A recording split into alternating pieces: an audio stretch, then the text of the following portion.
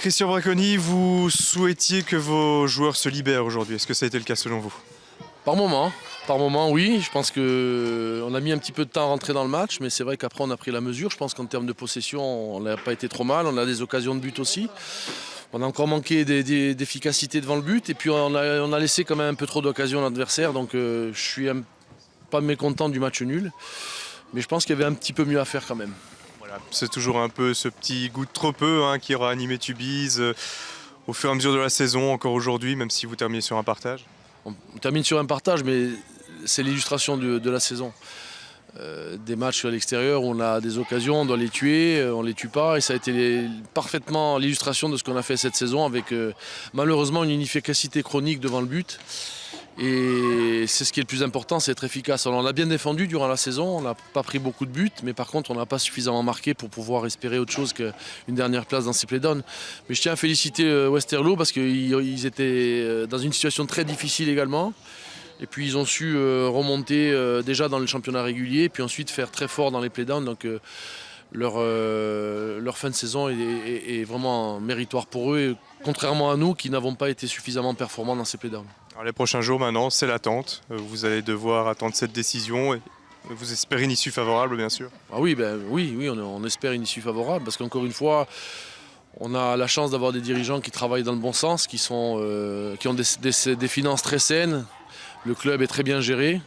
On n'a pas de soucis d'argent ou de quoi que ce soit d'autre. Administrativement également, c'est très bien géré. Donc je pense que si on n'a pas été capable de gagner notre place sur le terrain, il faut tout faire pour la gagner de manière administrative. Ça sera une bonne nouvelle malgré tout, même si on ne mérite pas d'être en D1B sportivement. Mais ça serait une bonne nouvelle. On l'accueillerait en tous les cas avec beaucoup de bonheur.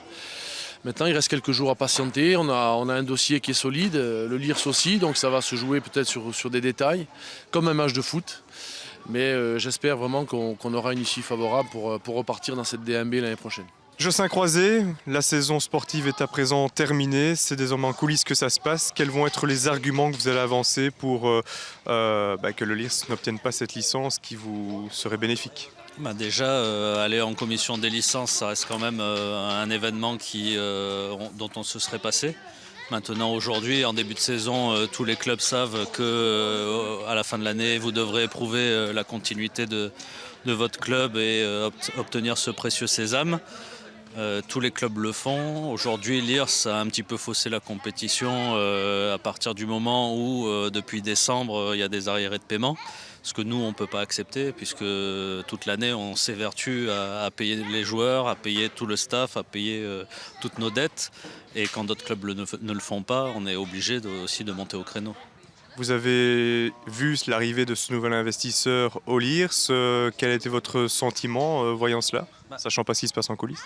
Aujourd'hui, mis à part lire la presse et voir un petit peu les interviews à droite à gauche, nous on n'a rien reçu dans les conclusions du LIRS, donc on est un peu dans l'incertitude par rapport à ça. Donc à partir de ce moment-là, on est au courant de rien.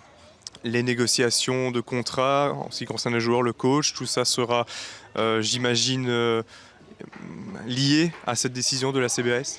Bien entendu, ça ne pourra pas être le même budget en D1B qu'en D1A, donc en D1 amateur. Donc à partir de là, vous avez des réunions qui vont se passer après la décision du 4 mai du CBAS.